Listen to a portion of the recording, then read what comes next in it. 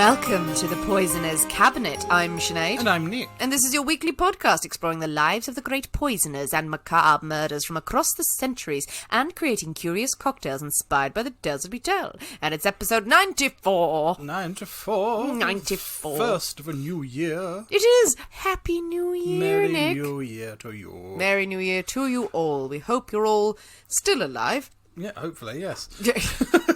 Well, we do hope that. Well, That's I hope a that nice every thing to week, hope. not just once a year. Well, maybe for you. I don't know. This is true. Hope you've all had a jolly, lovely new year and that you are raring to go for 2022. We don't care about your resolutions. We don't care about any resolutions. Nope, Just keep, none of that. keep doing what you're doing. You're doing great. You're doing great. Absolutely. How are you, Nick? I'm alright. I'm doing great, apparently. Great. It's all great. Yeah. Yeah, okay. Let's go with that. As mentioned on last week's show, I had a bit of a dilemma. I was thinking, do I do dry January or not? And I have decided to do dry January, so brace yourself, people. I will not be drinking through January. Nick very much will. Yeah. And Sinead, she won't last, so we'll go with that. So cruel! Are you being mean to me to motivate me, or is it just you want to be mean to me? It won't happen. I know you. Yeah. I'm going to stick with it. You don't know how much money I've invested in squash. Or how much money we've invested in non-alcoholic spirits. Yes, it is exciting this month because Nick, in a rare moment of kindness, decided to help me out in this venture. We have invested in some special non-alcoholic spirits. There are so many non-alcoholic cocktails and spirit brands out there. I never knew so many existed. Now, they're absolutely pummeling me on social media at the moment. They heard tell, but you're not drinking? Quick, have these. But we have invested in some products from Liars, yes, that we're going to be opening, testing, telling you how they fare. They haven't arrived today in time for this week's recording, sadly, which means that I'm going to have to improvise when it comes to cocktail time. But we're going to continue doing cocktails based on the stories. I'm going to have to make up a non-alcoholic version of whatever the secret ingredient is, and somehow it'll all work out fine. Somehow it'll all be fine. Any poisonings this week, Nick? No, I think everyone's is full of the cheers of the new year, or just can't be asked. Everyone's go, I'm back at work, blah, blah. The effort of dodging Omicron as well. Yeah, absolutely. Is taking it out of everyone. Just like, why is it everywhere? Just exhausted still, so. I don't know if anyone else is getting that thing where if you don't catch COVID, and yes, it's a very mild, very spreadable variant of it, and thankfully not many people are being hospitalised, and, our thoughts go out to anyone who has been struck down by it. But I don't know if you feel the same way, that the fact that I haven't got it, I sort of think I am the chosen one, and I have immunity that must be harvested for all. Can I point out this is not a new thing with COVID? What? That you think you're the chosen one. Oh, yeah. So this is not a recent development, I feel. No, but I usually am struck down with every kind of illness, so now that I haven't got COVID, I'm like, I am super immune. Oh my God, my bones and my marrow, everything rejects COVID. And that will lend to some sort of golden child-esque. I've been chosen, and I must go to the pyramids and find the lost treasure. Or you get ill and you've been chosen because you've become ill. That too. There's a lot of you just are generally chosen for a great number of things. It's going to happen one day, Nick. It's going to happen one day. Yes. Spread your bets out. If you go for enough things, one of them's going to pan out. Exactly. One day, a guy in a trench coat in the rain is going to knock on my door, hand me a briefcase full of riches, and it's going to be based on one of the things I've made up about myself. So there we go. I look forward to that day. Good. Well, speaking of being the chosen ones and men in trench coats coming to your door and giving you things, I think it's time for us to thank our delicious new Patreon subscribers. Yes, we should indeed. Welcome to the 2022 of the Poisonous Cabinet. So thank you so much this week to Nicole Non-Clerk. To B. Hoke Brady. And to Chloe Haribo. And to Catherine Legras. Thank you very much, darlings. Thank you very much, you lovely, very sexy people. Thank you so much for supporting us on Patreon. We've had fun on Patreon this week. A gruesome story that was fascinating. We had a story that featured a method of death that we haven't featured. A new one on us. Yes, a new one. And I don't want us to do it again. It was upsetting for all concerned. Yes, but it was a jolly time for all. And if you want to know what the hell we're banging on about, it's very easy for you to come over and find out if you join us on Patreon for about $5 a month. Completely flexible. You can dip in and dip out, but there's lots of extra content on there just waiting for you to eat. Listen, eat. Listen, eat. Devour. There we go. Covers best of both worlds there. Well, Nick, are you ready? Not in the slightest, no. To drink cocktails and talk about poison. Yeah, I mean, I'm getting slightly shaky on this one because I haven't had my customary pre-cocktail cocktail. So it's like something's very wrong with this situation here. So you're very ready, or you're... I'm very ready. I'm absolutely gasping. Because, I mean, we could drink poison and talk about cocktails if you'd rather. No. Just to prolong the agony. Prolong the agony, or heighten the sense of anticipation. Anticipation. It was very apt, wasn't it? Should we go with the first one? Yes, whatever that one was. Yay. Drink cocktails. Yes, that one. Talk about poison. My that. God, man. You look more desperate for drink than I am, and I'm not even drinking. It's actually quite worrying as well. You get to actually have one. All right, let's go with the first one. Hooray, hooray, hooray. Because as you know, we can't possibly have a story without a cocktail in hand. As you know, dear listeners, every week we choose a secret ingredient that is inspired by the tale that we tell, and it will flavour our cocktail of the week. Nick's story this week, so his pick. And Nick, the secret ingredient is this week is a potato, which I had to go check back because I'm amazed we haven't done it yet. Yes. Cue potato. All the Irish jokes right now. Yeah, absolutely. I came with a sack of potatoes. Potato man, where the hell have you been?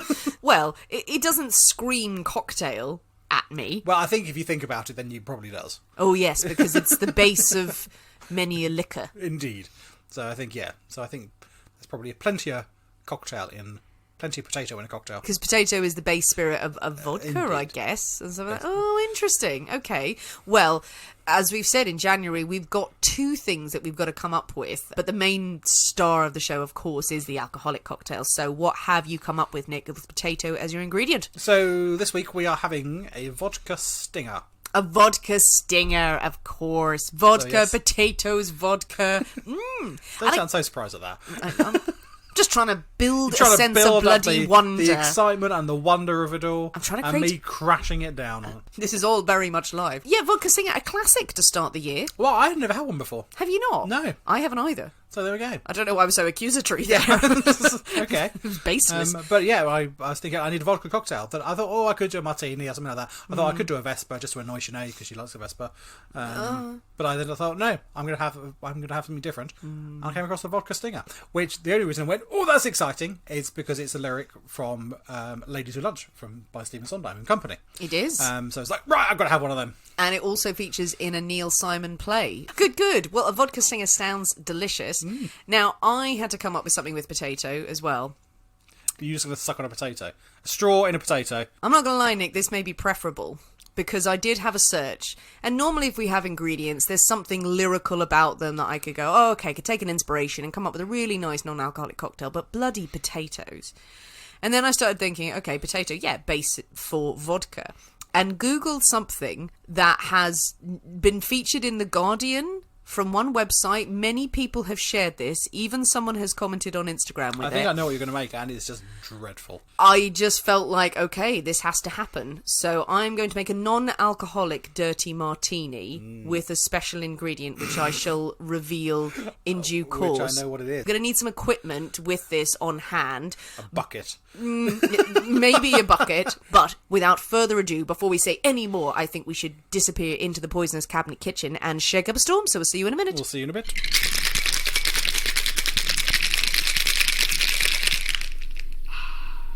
And we're back. Hello. So, Nick, you have a lovely looking beverage in front of you. A very pleasant looking beverage. A crystal clear looking number. Now, you have to freely admit, I was going, oh, Vodka Stinger, classic. No idea what's bloody in it, apparently. I kept thinking it was with bitter lemon or something like that, or I don't know. But yes, it looks lovely. Why don't you talk us through what you're enjoying? It looks clear. Crystal clear. Crystal clear. I'm going to give it a go. I've not had one of these before. Ooh, it smells. It smells. It smells of the things that are in it. So okay, right, okay. It's actually very nice. Really? And terrifyingly drinkable. Oh, God. Considering it has just got vodka and creme de menthe. Is that it? It's 2 ingredients, vodka and mint, stirred over a lot of ice till it's ice cold. And it is really good. I'm surprised, actually. I thought I'm not going to like that. I've never hated you more. But that's going to go down incredibly fast. Can I smell it? No. No? No, it's fine. Not even getting a snifter. Oh, I'm happy for you, Nick. Very happy Yeah, for you. I'm also happy for me because I can just see what you've made. No, let's there. not talk about that. Let's And just keep talking about your thing and my pretend this thing isn't is- happening. My thing is delightful. Oh, God. I've drunk it very, very quickly. But, now I'm going to put it to one side because yes, I'm intrigued by this. I hesitate to call it a drink, really. Well, I have brought some props along, as I said. I've got my drink and my screaming pillow. Oh, is that what the pillow was for? I wondered why you went to the front room to grab a cushion. Yeah. So it's that fact we've got a screaming cushion. Okay. Just in case this isn't the taste sensation that we know it will be. So I am going to talk through the ingredients first. No getting out of tasting this thing. No, I'm going to taste it, but I feel You fair just- to warn people that I have not chosen a delicious, non-alcoholic, professionally made vodka. No, I followed a recipe that bizarrely called for substituting vodka with potato water. I mean, who doesn't love some nice potato water? Water that potato has just been cooked in, and then as it's a dirty martini, some of the brine from the olives, which you would normally do. All the leftover bits, really, isn't it? Shaken up over ice, nice and cold, diluted. It has a film on the top it's of it. that's gonna be very starchy, I think, isn't it? That's what, you get a lot of starch comes out when you cook a potato. I like the way they've said, and then yes, just put 2 olives on a stick and pour it over, so it looks like something. It's in a martini glass. I mean, you've dressed it up as good as much as you can. I have. So let's just dive in and taste because it could be very nice. It could be. Okay, right. I'm going to taste it. Excuse me.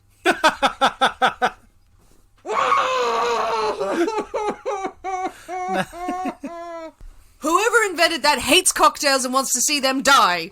I'm not even attempting to try that, I'm afraid. I mean, it's so insane I had to do it just for the crack. But it's just potato and water and brine. That's what this is. It's not even a hint of anything. Because I say, when I drink vodka, I don't think potatoes. You don't get the flavour of a potato when you have some vodka.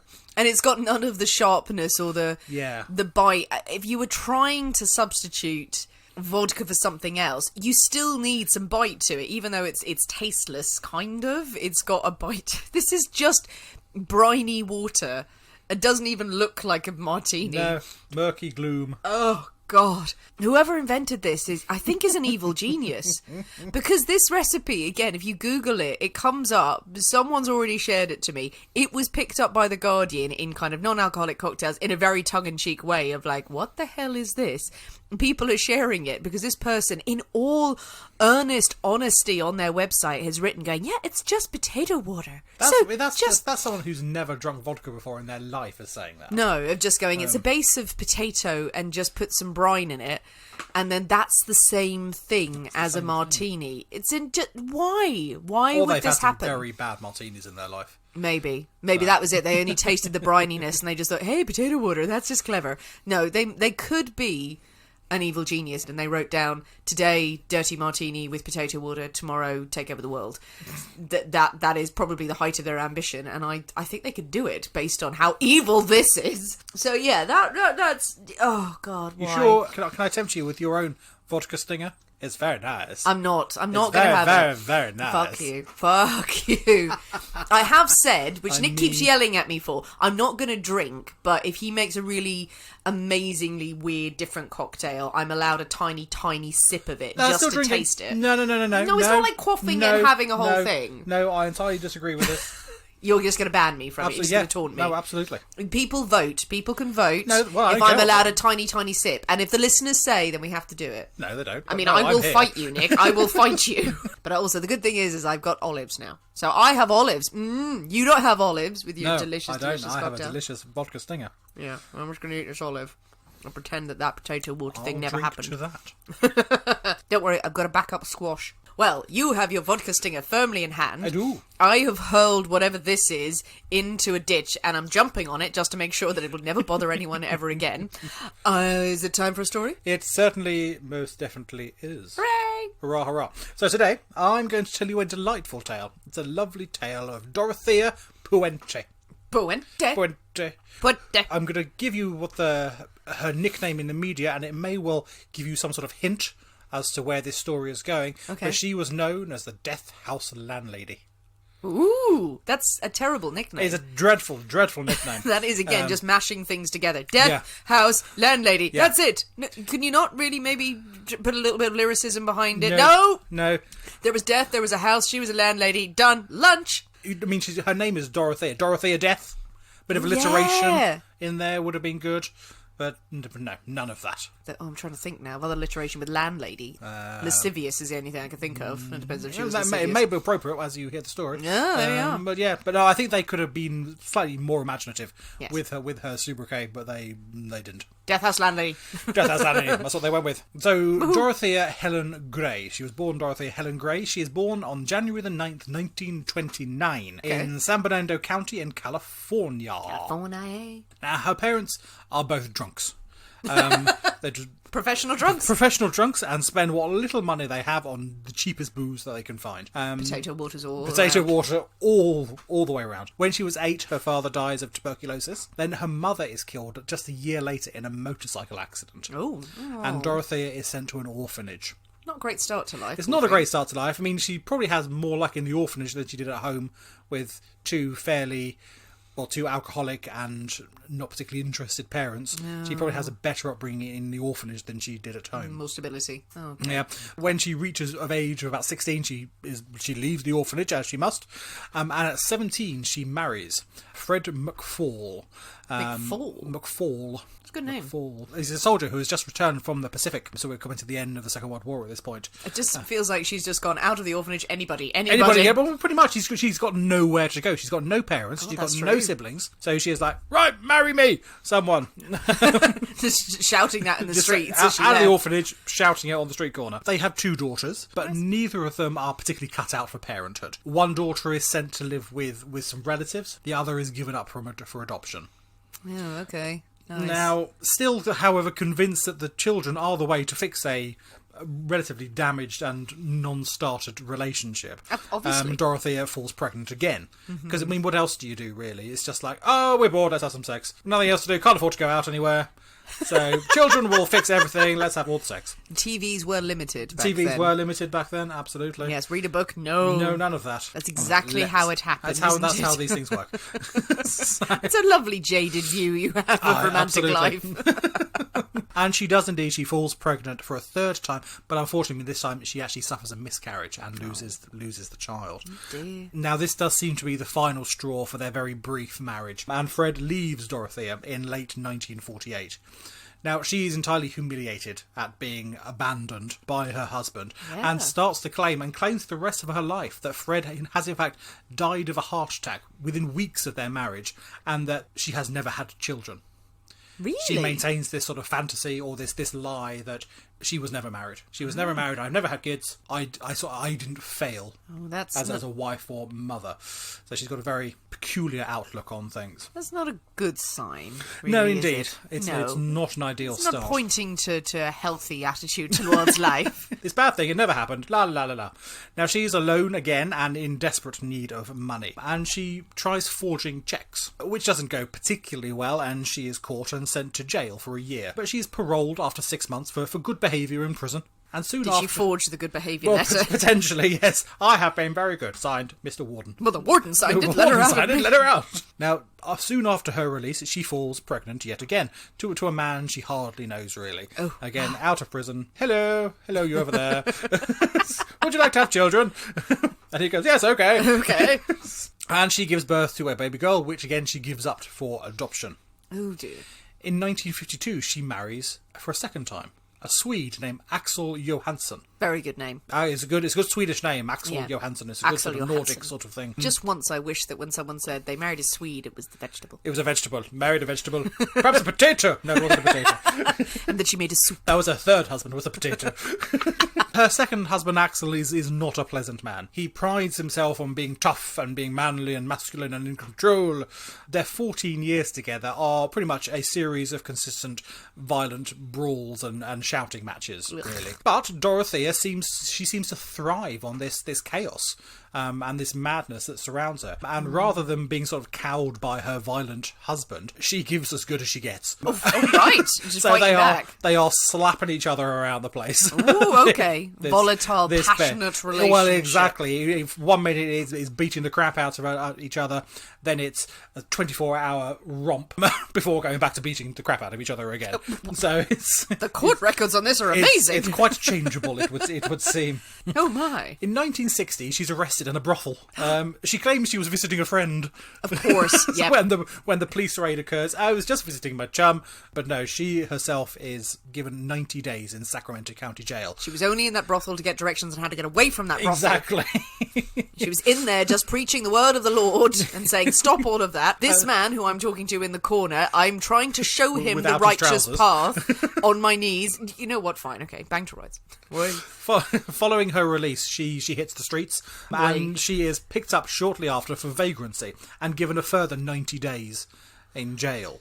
That's pretty harsh. I mean, what's she going to do? Well, she's still married at this point. She's still married to Johansson. But he seems like a shit. He is indeed a shit. He absolutely. But she's also not entirely innocent. So she could have gone back there, but no, she preferred to spend her times on the street sleeping rough. And she's picked up for vagrancy and more time in jail. She is still married to Johansson at this point, but he refuses to support her any further. He goes, no, you've been arrested in a brothel, you've been arrested for vagrancy on the streets, I am not going to look after you, I'm not going to support you at all. You've set your own path. Charming man. Well, exactly, we said he's not a nice man to begin with, really. Ugh. So she does fend for herself with various scams and petty theft to make ends meet. Her criminal career seems to be on the up, really, until one day she finds steady work as a nurse's aide. She focuses on disabled and elderly people in private homes, and she would go in and assist a nurse. If the nurse needed to do some more physical heavy lifting of someone, she would go in and be sort of almost like the muscle behind the nurse. Like the orderly, really. Absolutely. Like it's exactly orderly. what it is, like a private orderly. But she picked up a lot of skills and things, and eventually she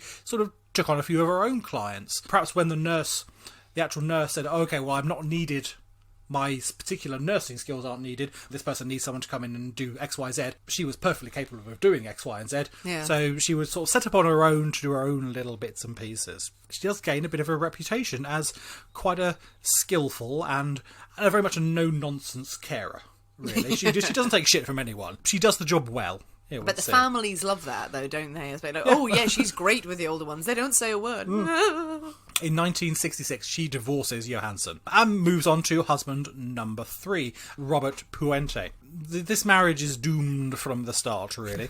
Robert is 19 years younger than Dorothea. Wow. And has a lot of trouble staying faithful to his new wife. The marriage lasts 18 months. Before Dorothea goes, no, none of that. He's off shagging half the city. So is she, to be honest, as well, probably. But this is probably not the best match. No. So they decide to go their separate ways. Why did they get married in the first place? Something to do.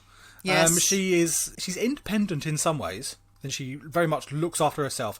But also, in other ways, seems very dependent on having a man in her life. Not necessarily to look after her or care for her, but being seen to be successful in love, having a relationship, seen to be desirable. Absolutely, something like that. I mean, it was the style at the time. It was the style at the time. You know, unmarried woman, you'd be sort of not hugely, but a few eyebrows raised. Not long after the end of this most recent marriage, Dorothea takes over the running of a large boarding house.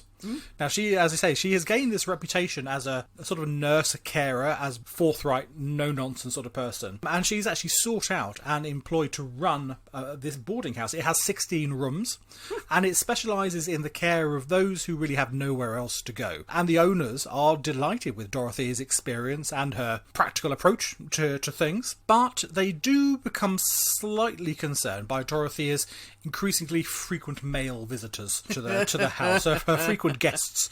Residents in the house start to complain about either loud screaming arguments or very vocal moments of passion, shall we say, with her various gentlemen callers. Oh, she's not subtle, is she? She's not a subtle woman. Come in, I'll kill you.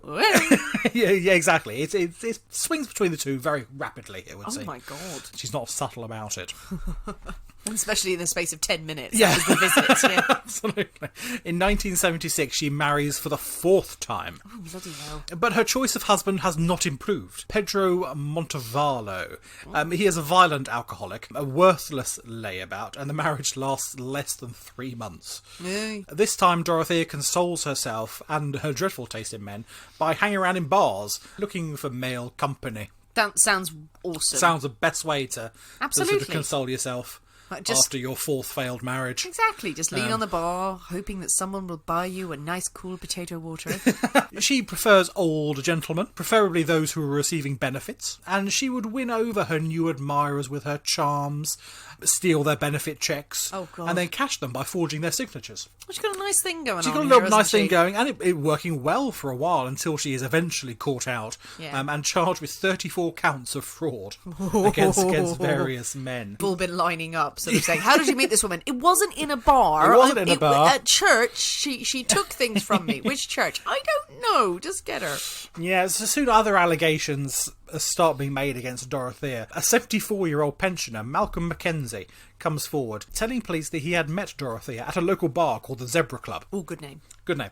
They had had several drinks together, after which he had invited her back to his apartment. 74. He's good 74. On you. Good on for you, man. mate. Absolutely. Go on, boy. However, soon after they arrive, he starts to become dizzy. And although he is conscious, he is entirely unable to move. Oh. And he can only sit and watch as Dorothea ransacks his house. Oh, my God. Searching for various valuables, taking his collection of rare coins as well, and levering a diamond ring off his finger as he sits there, Wow. sort of paralysed. First of all, I mean, that's ballsy It's of ballsy. her and very clever of her to paralyse them. Secondly, he had a diamond ring. This guy was bling. It's very bling. 74-year-old man just showing off his bling in the bar. Going to the Zebra Club with his diamond ring, looking Yeah. at the honeys. So He sounds awesome, actually. yeah, so the owners of the boarding house fire her straight away. Aye. Now, this procession of random men is one thing, but bringing the police to the house, Oh, no. that is quite another. I mean, what will the neighbours think? Really, what would I think the the neighbours neighbours are think? traumatised by the noises that have been coming in. Well, it's detached. They've got a lot of land. Sounds so- like she was loud. Well, this is true. They could hear her 2 towns over. And down goes the Vodka Stinger. Down goes the Vodka Stinger. You know, I did look over at the drink, and there was that split-second thing where I was like, oh, I've got a drink. And they went, oh, God, no, it's just Taste of Sadness. I'm like, I can't have that. No. Next week, nicer one. Next week, definitely a nice one. We'll have lovely things by next week. will. In 1982, Dorothea is convicted on charges of fraud and theft and sentenced to 5 years in prison. Ooh, big stretch. Now, while in prison, she receives a letter from a chap named Everson Gilmuth. This is just a chorus of brilliant names. Excellent names. Everson. Everson Gilmuth. Everson. I've never heard the name Everson No, before. indeed not. Have we? No. Is there a famous Everson that we're not just not thinking of? No. Everson Gilmuth. Everson has a habit of writing to women in prison, writes to strike up various friendships, and they do, and Dorothea responds to his letters, Oh, fair enough. and the pair strike up a fast friendship with their pen pal scheme. When she is released from prison, Everson is waiting for her in his shiny red Ford pickup truck to collect her from prison. Shiny, shiny. We like shiny things. But there are loads of people write to prisoners in That they prison. In prison. What am I saying? I don't know why I'm adding in prison.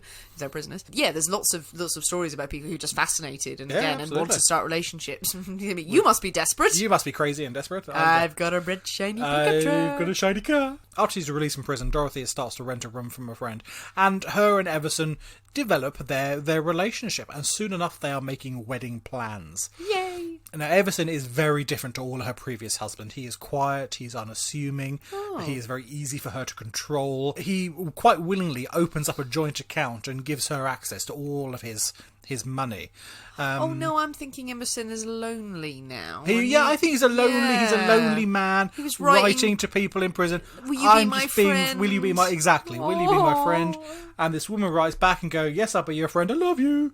He was like, God, that was so easy. Exactly. So he's been entirely suckered in by this charming and lovely persona. Forthright woman. Ugh. And a very confident and forthright woman, absolutely. Now, soon Dorothea uses Everson's money to rent the whole house that she's in. Rather than just rent a room, she decides she's going to take on the whole house. Oh, fair enough. She is done managing other people's businesses and other people's boardings house. This time she is going to be in complete control. No one is going to fire her from her own business, from her own establishment. Fair enough. Despite Dorothea's history of imprisonment and theft and fraud, she has no shortage of people applying to be taken in to her boarding house. Well, then who's going to know, though? Who's going to know about her past? No one really knows about... But what people do know is people know she's got this reputation of this sort of caring, forceful, confident, forthright, no nonsense, but still good at her job, quite skilled, and the sort of people that she takes in are, they're homeless, they may have drug issues and alcohol issues. They need someone who is forthright, not going to take any shit, and be quite confident and deal with these people she's taking in, and she fits the bill. But also they're going to look for someone who will take them in. Yeah, absolutely. They've probably been turned down by everywhere else. Yeah. Probably if she's forthright and doesn't take any shit, that's less advantageous for them. It's more that we actually can get a room here. Everyone else is like, go, and she's like, no, come in. In November 1985, Dorothea hires a local handyman, Ishmael Flores, to put up some wood panelling in her house. Now, in exchange for this work, he is given a red Ford pickup truck. What? Dorothea tells him that the truck belongs to an old boyfriend. He's gone away, he no longer needs it. Ishmael is delighted with this exchange. He has got a great deal. He's doing a few odd jobs around the house, bit of panelling. He's got a brand new Ford pickup for this. Great. Oh, no. She does not understand money. Well, she's trying to get rid of it. She's trying to get rid of it. She also understands something of, not loyalty, but something of, I'm going to give you this, I'm going to ask you to do some shit, you're going to keep your mouth shut. Clever girl. As he is packing up for the day, Dorothea asks him for one tiny small job that I need doing. If you could do from this evening, that'd be fantastic. Completely forgotten to ask before. She would be incredibly grateful. Ismail has just got a car out the woman. He's not going to argue about some apparently tiny small job. She needed a box built. She said, around about 6 foot long, around 3 foot wide, 2 foot deep. I've got some stuff I need to put in storage. Yes. This box would be incredibly useful. You just knock something together for me. That'll be fantastic. Ishmael goes, not a problem. Knocks up this wooden box. Leaves her for the evening. It's particularly long, thin box. Thin, coffin-shaped type of box. Just chisel a cross on the top of it, if you could. He seems to ask no questions about what this box is for. The next day, he returns to continue work, and he finds the box has been filled and nailed shut. Yes, you always nail a box shut. One more tiny favour, she asks. The box needs to go to the storage depot in town. Remember that pickup I gave you? Yeah. Can we get it in the back of the pickup, take it to the storage depot? Yes, absolutely, no bother at all. And with the help of a neighbour, they load this box. The storage depot? Onto his pickup truck. Oh, God. Dorothea goes with him for the ride to the storage depot, but on the way, she changed her mind. I don't really need all those books in that box. Don't really need all that stuff. Is it really worth paying storage? So just pull over here, off the highway. We'll dump it in the river. Oh, for God's sake. And we'll head back and have a beer. And Ishmael goes, yeah, alright, fine. Are you sure you don't want it? No? Okay, fine, off we go. Ishmael pulls off the highway. The box goes in the river. Off they go back. Dorothea cracks open a couple of beers. Oh my God. Let's just remove this from my truck and all evidence. Yes, I will need a beer after this. Either he really doesn't realise, or he doesn't want to know. He just goes along with it entirely. Wouldn't it be great if he was that much of an idiot? Like, okay, I'll try this. Okay, boss. Okay, I'll put it in the river. You sure don't want anything? No, okay. Tell me about the rabbits. On New Year's Day in 1986, two fishermen are fishing in the river, surprisingly. And they come across a foul-smelling box. This is going to be great. Two fishermen are kissing by the river. They're having a secret time. Affair. And it's ruined by a foul-smelling box. They find a foul-smelling box in the river. They inform local police, who arrive and pry open the box. Inside, they find the remains of Everson Gilmuth. No! He's dressed in his underwear and wrapped in a white bedsheet and bound with black electrical tape. The body shows no signs of wounds and pretty much decomposed beyond the point of recognition. At the time, they do not know who this person is. No. It is only later that it is identified. The body is added to the collection of unsolved murders. We'll figure it out at some point. The body was to remain unidentified for 3 years. Yeesh. In the meantime, though, as far as everyone else was concerned, Everson Gilmuth was still very much alive, but he was very ill. Couldn't possibly come downstairs. Could we go and see him? No, you can't go and see him. He's very, very ill. He's very upset. He's very unwell upstairs. He has the COVID. He has the COVID. Dorothea continues to collect his pension. She writes letters to his family explaining his absence and his lack of visits due to his desperate ill health. Dorothea continues to expand her business. And at one time she houses 40 tenants in the house. It's a big house then. It's a big house, although really crammed in. Most are drunks, drug addicts, people that not that many people are that bothered about. No. They're homeless people who have been put there by the state or by the police, going they need somewhere to sober up, to live for a bit, and they end up at Dorothea's boarding house. No one's going to No miss one's them. going to question it. She is earning good money, but she is squandering most of it on a very lavish lifestyle. She goes back to cruising bars looking for new ways to make some cash. Might find some older gents there with a benefit check that she can steal. Yeah. With her house full of paying guests, though, she devises a plan where she will collect all the mail that comes in each day, and she opens it before the tenants see it. She then takes out their benefits checks, gives them a small little stipend that they can use to spend on stuff, and everything else she takes from their benefits check. Expenses, she says, all the expenses are very expensive looking after you lot. Yeah. So you have these couple of dollars that you can go and buy some cigarettes or whatever. Yeah, it's you can absolutely go and fine. keep yourself in drink or drugs. Well, whatever. exactly, and a lot of them do. A lot of them end, as soon as they get their stipend from Dorothea, they end up down the bars, pissed out their heads, get picked up by the police, end up in jail for 30 months. Dorothea's their benefit check, 30 days, don't have to feed them, don't have to do anything with them, and I've pocketed the lot. Bloody hell. So she's having a grand time. But soon enough, not even these scams are enough to fund her lifestyle. On August 19th, Betty Palmer, a 77-year-old resident of the boarding house, never returns from a doctor's appointment. Ooh. Several weeks later, though, Dorothea arrives at the benefit office to collect Betty's benefit check. She hands over an ID with Betty's name but her picture on it and walks out with her benefits check. So she's managed to get a fake ID from somewhere. Well, yeah, or she's done it herself because obviously she's a forger and she's been able to do these things. Yeah. So maybe she's just, obviously they're not checking very much, are they? They're not checking very thoroughly, but it's got her picture and Betty's name on there. Here, Money, have please. your cash. Good God. In February of the next year, another tenant, Leona Carpenter, is discharged from hospital and placed in Dorothea's care. She is 78. Puente makes up a bed for her as a temporary measure, but 2 weeks later she's gone missing and she is never heard from again.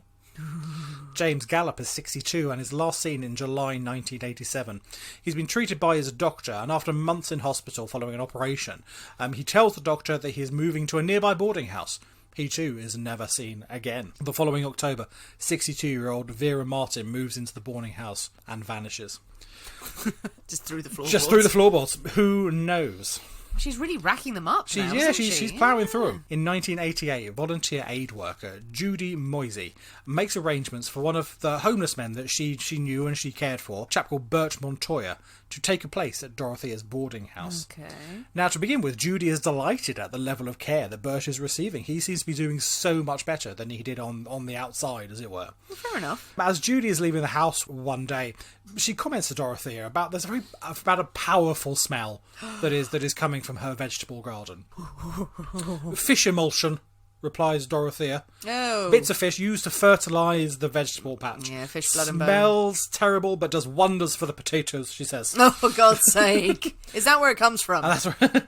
Her guests did very much enjoy her wholesome, homegrown meals. Oh, God. In fact, all eating potatoes they're all from eating the Garden of potatoes Death. from the Garden of Death. Oh, bloody hell. Now, in fact, the smell from Dorothea's vegetable garden has become so bad that neighbours have complained to the police about this sickly, sweet odour that emanates from her garden and the clouds of flies that buzz around the street. And she just goes, no, it's the fish. It's all the fish. It's all the fertiliser. All the fertiliser. Look at those potatoes. Aren't they lovely? Look. They're very, very good. They're grand. They're huge potatoes. Huge potatoes. I've never encountered before, assuming there's something under the ground in the vegetable patch other than produce, that such a smell is emanating. Well, perhaps they're just not buried very deeply. Yes, shallow potentially. grave. Very, very shallow. Yeah. And the clouds of flies. Are they just they're just bodies there, just sort of covered vaguely over with dirt? And she said, no, those are leeks. No, those are the scarecrows. Yeah, they're scarecrows. Yeah, absolutely. Yeah, there's a lot of them all piled up, and there are crows pecking out their eyes. One day, Judy pays a visit to see how Bert is doing, but she is told that he's left. He's gone to stay with family in Mexico, Dorothea claims. Now, Judy knows for a fact that Bert has no family in Mexico and grows very suspicious. On November the 7th, following numerous visits to the house to try and get information on Bert's whereabouts, Judy files a missing persons report with the police. Good for Judy. The police go to the house to question Dorothea and have a look around, see if they can find out what has happened with Bert. While they're there, talking to the other guests, a male resident passes a note surreptitiously to one of the officers. When they get outside and read it, it describes how Dorothea has told them to lie to them. Oh. And they need to check out the vegetable patch. Go to the vegetable patch. 4 days later, the police return with a warrant to search the house and shovels to dig up the garden. Yeah. Over the following days, 7 bodies, including Bert Montoya's, are unearthed. Dorothea appears shocked and appalled as these bodies are wrenched out from between the potatoes. One body, who eventually turned out to be Betty Palmer, was actually missing the head, hands and lower legs. Oh, God. Has been entirely chopped into the bits. Now, at the same time, police began an investigation into the disappearance of Everson Gilmuth. He is certainly not at all ill up in the bedroom. No. As has been claimed, the bedroom is quite empty. And she's going, dear God, what's happening? What's happened to him? Someone's burying bodies in my vegetable garden that I had no idea and my about. husband was here this morning, but now he's ghost. gone. Eventually, Everson's body is identified from hospital x-rays and they match it to the body they have in storage. But no cause of death is ever determined. But a post-mortem examination of the 7 bodies found in the yard reveal huge concentrations of the sedative flurazepam. Ooh. So she's been knocking these people out, just overdosing them on sleeping pills. So really. Is that how they've died? That's how they've died. Oh just my massive God. overdoses of sleeping pills. Poisoned with sleeping pills. Police later find dozens of prescriptions for the drug amongst Dorothea's papers. As the investigation progresses, detectives discovers that Dorothea has cashed in over 60 benefit checks belonging to her deceased guests after their deaths. The police have enough evidence and motive and go to arrest Dorothea for murder, but she has vanished. Vanished. Is she hiding under the vegetables? She's under the vegetable patch. She's under the vegetable patch. Vegetables, the greatest poison of them all. Sometime between Friday November the 11th and Monday November the 14th, as police had been digging up the garden, Dorothea had packed her bag and simply walked away. Well, yeah, no one's arrested her. No one's arrested her. That she's banged to rights here, isn't she? She's just calmly left the house and walked away. Sidestepping out of town. A very embarrassed police force now launch a statewide search and enlist the help of the FBI to try and track her down. Airports, bus depots, railway stations are all checked without result. She is later found to have laid a false trail, booking a flight to LA in her own name, but never boarding the plane. Oh, clever girl. Yeah, indeed. Ooh. So police discount Los Angeles as a destination, thinking, wow, that was an entire smokescreen. In fact, Dorothea Puente is safely ensconced in room 31 of the Royal Viking Hotel in downtown LA. Right. Having booked in under the name of Donna Johansson. Yes, one of her previous husbands. She keeps a low profile and stays in her room watching TV, but after several days, she's getting thoroughly bored. She's a social woman, she needs to be out and about. She misses the high life. Indeed, and she puts on her best dress and takes a cab to the nearest bar. Oh, good God. She starts up with a conversation with a sad and lonely man named Charles Willigoose. Willigoose? Willigoose. Willigoose. Sounds like he's willing a goose on. He's willing a goose. He's willing a goose. As they got to know each other, Donna started to steer the conversation to Charles's financial situation. Of course. Comes up in all manner of conversation, and quite naturally in a bar, I find. Yes. What are your benefits? How are you doing? How much do you get paid? When she finds out that he is on sickness benefit, she begins suggesting ways that he can increase his payout using various loopholes and extra things that he could claim, and he's going, oh, that's grand. He's also wondering, how do you know all these things? Yeah. How do you possibly know so much about the benefit system? And he becomes increasingly uncomfortable with this conversation. Good for him. Especially when she suggests that they should probably move in together. So he's going, it's maybe a bit forward. It's a lot. It's a lot in the first date. Okay, here's how you can just get more money out of things. Also, I love you. Yeah, exactly. They do go their separate ways, but with the promise that Charles will take her shopping the next day. Charles returns to his apartment, but there is still something bugging him about this encounter. It was a very bizarre evening. He turns on the television to try and relax, and there, emblazoned on every news channel, is the face of his new love, wanted on suspicion of multiple murders. Ooh, it's a good job he turned on the TV Well, that night, indeed, isn't it? absolutely. Now, for some reason, Charles is reluctant to call the police. Perhaps he's not entirely convinced that this is definitely the woman. Not sure. Touch of danger, is it? I don't know. So instead, but he calls the CBS News Service and tells his story to a journalist there, a chap called Gene Silver. Now, he is a veteran journalist and he smells a scoop. If he could catch a multiple murderer live on air, ratings gold, that one. Yeah. Absolutely. He summons a camera crew and rings the police. Nice. At 10:20pm, Dorothea has a knock on her door at the Royal Viking Hotel. As she answered the door, she is momentarily blinded by the glare of camera lights in her face. She is promptly asked for some sort of identification. She hands over her driver's licence, the name Dorothea Montevallo, her fourth husband. Yeah. But the address on the licence is 1426F Street, Sacramento, the same as to the boarding house. They have their woman. Now, within hours, Dorothea is whisked away to the airport where she is returned to Sacramento. During the transport, she tells a reporter, "I cashed checks, yes, but I never killed anyone. I used to be a good person once." She says. Oh, well, that's all right then. That's okay then. You Guys, used to be she good said once. she used to be a good person. We can't get her now. Yeah. As soon as she arrives, she is charged with the murder of Bert Montoya. She is unsurprisingly denied bail, and the police continue their very long task of identifying remains and processing all the evidence that's coming out of the house. Finally, after months of preparation, the prosecution is ready. The prosecution launched their case, determined to portray Dorothea as a greedy, manipulating, cold-blooded killer whose sole reason for opening her boarding house was to murder clients, claim their benefits, and live off the proceeds. Yeah, figures. Over the following days, prosecution present a long list of witnesses who provide damning evidence. In response, the defence set out to prove that the client is a victim of circumstance, and proceeded to imply that these so-called victims have all died from natural causes, but Dorothea was afraid that she may have been held responsible because they died in her care, so she buried them carefully, caringly in her garden, where she could lovingly look after them in their rest. Yes, of course that's what happened. Exactly. Absolutely. And then just was cashing their checks because she loved them so much. She loved them so much. She needed to feed her potatoes.